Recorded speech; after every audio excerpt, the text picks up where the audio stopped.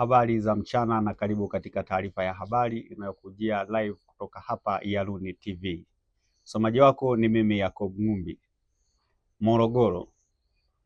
Chuo Kikuu cha Waislamu Morogoro chajivunia kutoa watu mashuhuri na wenye nafasi kubwa katika jamii. Tupate taarifa zaidi.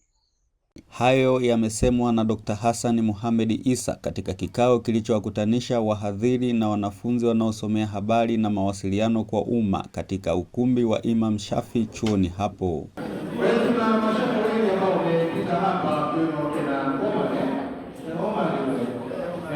Tunao wengi ambao wametoka mass communication, hata hapa wapo wa kutosha.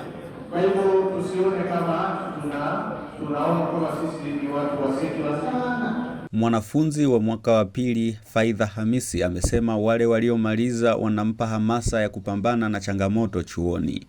Wao wananipa motisha mimi ya kutokata tamaa, kwa sababu unajua changamoto zilikuwa nyingi huko nyuma kipindi wanasoma, lakini hata sasa hivi bado zipo, lakini wao walivumilia na wametoboa. Kwa hiyo hata mimi na imani nikifanya bidii na kuvumilia, basi kila kitu kitakuwa sana, nitatoboa kama wao.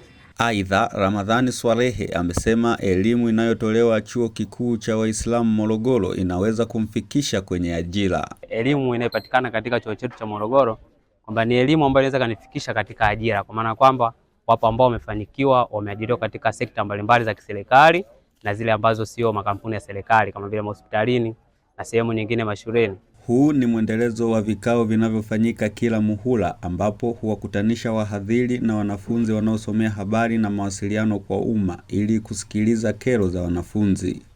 Nikiripoti kutoka Chuo Kikuu cha Waislamu Morogoro katika ukumbi wa Imam Shafi, mimi Yakob Ngumbi.